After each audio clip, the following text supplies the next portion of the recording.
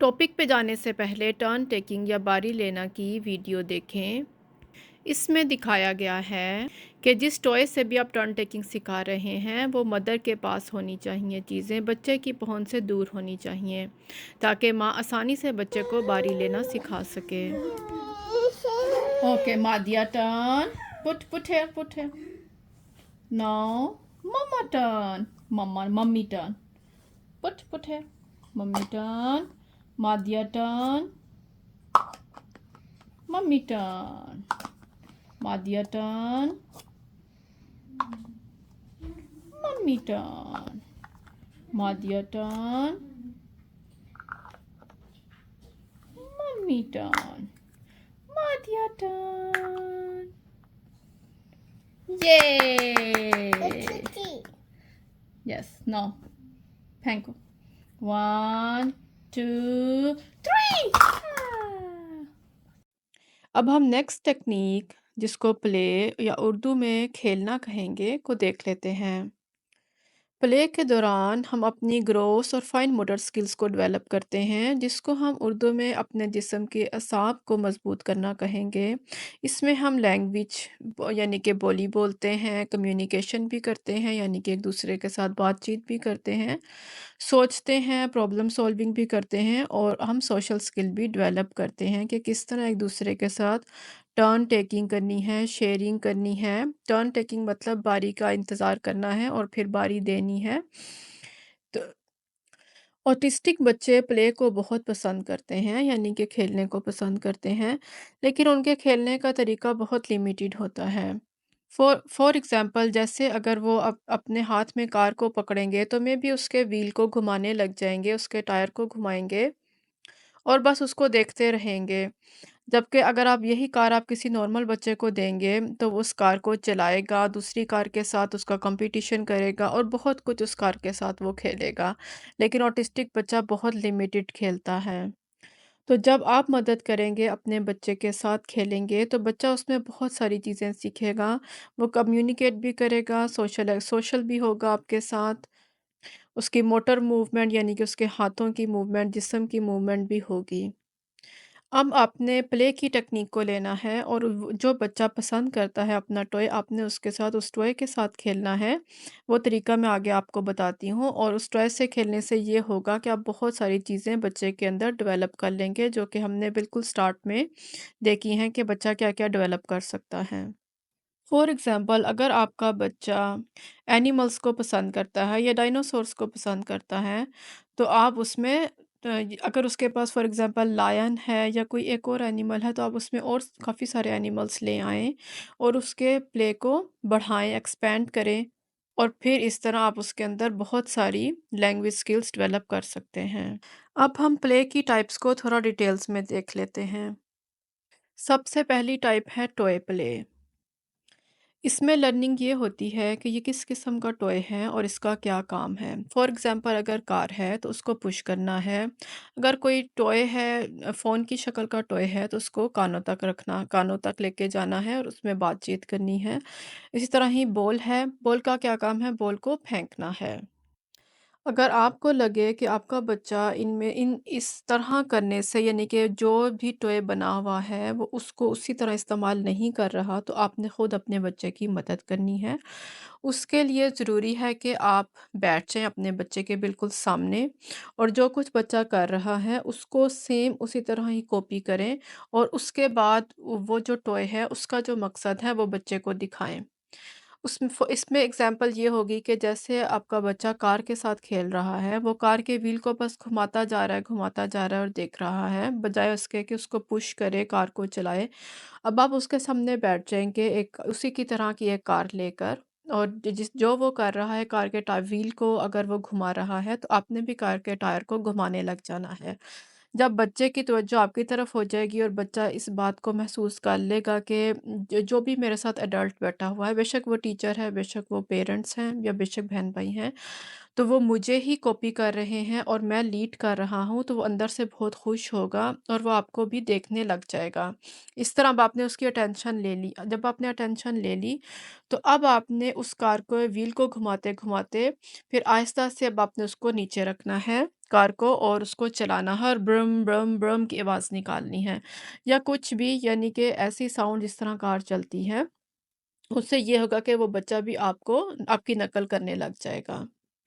और ये बात याद रखनी है कि जब भी बच्चा आपको कॉपी करे यानी कि उसने एक नई स्किल सीखी है और जब भी आपको कॉपी करे तो आपने उसको रिवॉर्ड देना है।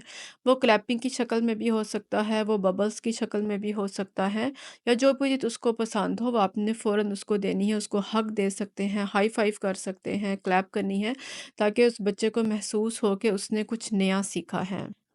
इस टॉय प्ले में ये भी हो सकता है कि बच्चा आपको मेबी कॉपी ना करे। उसमें फिर ये होगा कि आप टर्न बाय टर्न करेंगे। आप कहे पहले आप कहेंगे कि जो वो कर उसकी टर्न और फिर पहले आपकी टर्न होगी और फिर आप उसको बोलेंगे अब आपकी टर्न है, इसको ऐसे चलाना। अगर वो बच्चा उस पर भी नहीं मानेगा तो फिर आप खुद उसका हाथ पकड़कर इस तरह चलाएँगे, लेकिन बहुत ज़्यादा अपने बच्चे को एंग्ज़ायटी का शिकार नहीं करना, ऐसे चलाएँगे और फिर फ़ौरन आप क्लैप करेंगे, उसको खुश होके दिखाएँगे। फिर ऐसे ही आहिस्ता-आहिस्ता आप एनकरेज करते जाएँगे तो बच्चा सीख लेगा। तो इसी तरह हर तरह के खिलौने को आपने उसको प्रॉपर्ली उसके साथ बैठकर खेलना है 5 मिनट या 10 मिनट। सेकंड कंस्ट्रक्टिव प्ले आ जाता है। कंस्ट्रक्टिव प्ले का मतलब हुआ कोई भी चीज़ जिसको बनाना होता है। जैसे टावर को बनाना, पज़ल्स को बनाना या ड्राइंग या पिक्चर के अंदर कलर्स करना या ड्राइंग करना। कुछ एएसडी बच्चे यानी कि ऑटिस्टिक बच्चे इसमें बहुत अच्छे होते हैं पज़ल्स वगैरह में। अब सेम इसमें भी आपने यही करना है, बच्चे के साथ बैठ जाना है और जो वो बना रहा है सेम उसी तरह से बनाने लग जाना है और फिर आहिस्ता-आहिस्ता बच्चे को प्रॉपर तरीका सिखाना है कि इसको किस तरह बनाना है। बिल्डिंग ब्लॉक्स के लिए आप बच्चे को पिक्चर भी दिखा सकते हैं, पज़ल्स के लिए पज़ल की पिक्चर आप दिखा सकते हैं कि पहले फेस आएगा और फिर टाँगें आएँगी या जिस तरह भी है। यानी कि विजुअल प्रॉम्प्ट्स बहुत ज़रूरी हैं इन बच्चों के लिए। थर्ड नंबर पे आ जाता है फिजिकल प्ले। फिजिकल प्ले में रनिंग आ जाती है यानी कि भागना दौड़ना। इसमें बच्चे मोस्टली अपनी ग्रोस मोटर स्किल्स सीखते हैं यानी कि अपने आसाब को मजबूत करते हैं।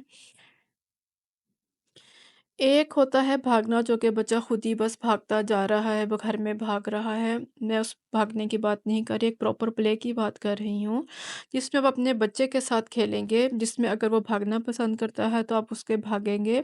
लेकिन जैसे पकड़ना, अपने दूसरे बहन-भाइयों को पकड़ना या आपको वो पकड़ेगा, यानी कि जिसमें आप एक प्रॉपर उसके साथ प्ले करेंगे, लेकिन वो भागने वाला ही प्ले होगा।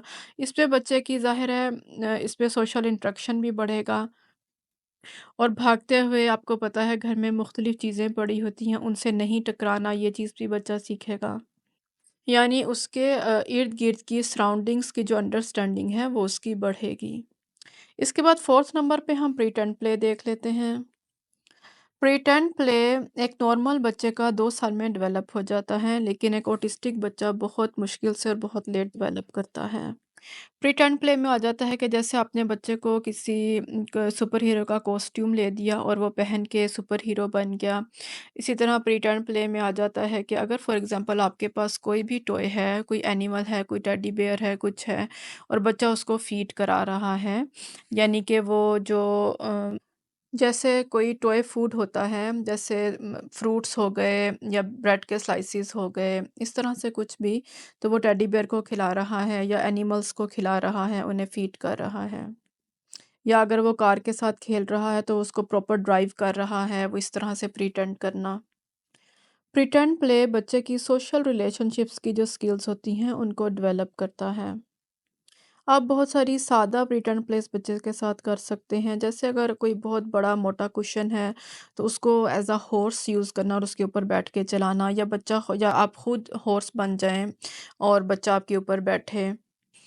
अगर आपको लगे कि आपके बच्चे को मुश्किल हो रही है, तो आप पिक्चर्स के थ्रू भी बच्चे को सिखा सकते हैं। यानी कि स्टेप बाय स्टेप आप सिखा सकते हैं कि जैसे अगर आपने टेडी बियर को प्रीटेंड खाना खिलाना है, तो टेडी बियर को बैठाया, बच्चे को जो टॉय फूड होता है, वो उसको खिलाया खुद खिलाया और फिर बच्चे को सिखाया कि किस तरह से खिलाते हैं या कोई पिक्चर दिखा सकते हैं जिसमें कोई भी बच्चा ऐसे खिला रहा हो तो बच्चा उसको देखकर भी, और ये बच्चे बहुत फ़ॉलो करते हैं विजुअल प्रॉम्प्ट्स को, यानी कि पिक्चर्स को, वीडियोस को, जो वो देखते हैं वो उसको फ़ौरन अमल करते हैं उस पे, उसको करना।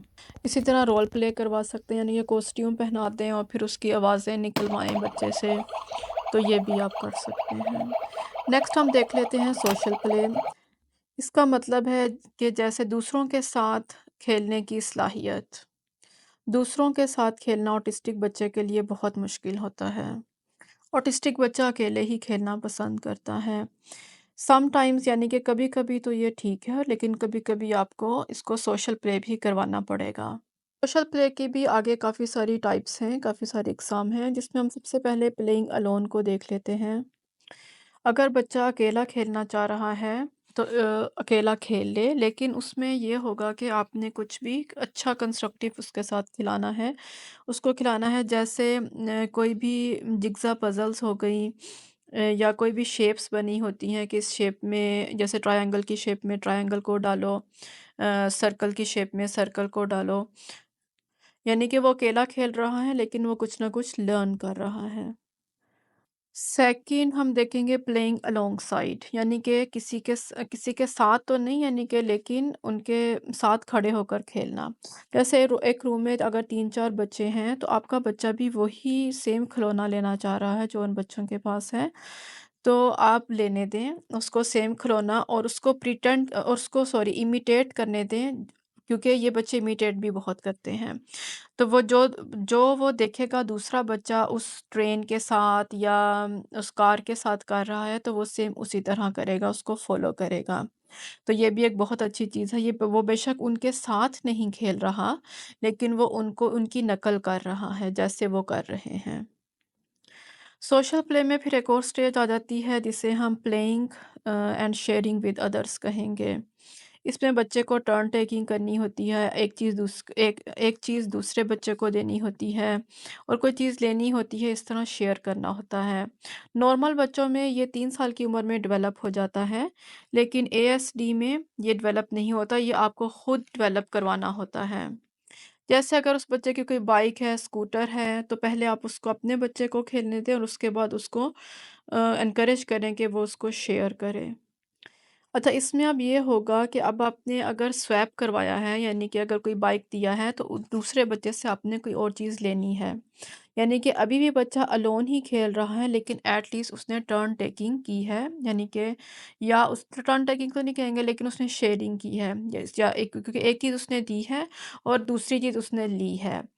यानी कि इस तरह नहीं आप कर सकते कि आपका बच्चा इस स्टेज पर, आपने इस तरह से नहीं करना कि आपका बच्चा चीज़ दे दे और फिर वो बस खड़ा रो रहा है, उसके पास कुछ नहीं है, ऐसे नहीं है। आपने स्वैप करवाना है। स्वैप मीन कि एक चीज़ आप देंगे तो दूसरी चीज़ उस बच्चे से लेंगे, जिसके साथ आपका बच्चा खेलेगा। इस पे भी अभी बच्चा इंटरेक्ट तो नहीं कर रहा, लेकिन स्टिल उसने एटलीस्ट शेयरिंग की है, स्वैपिंग की है।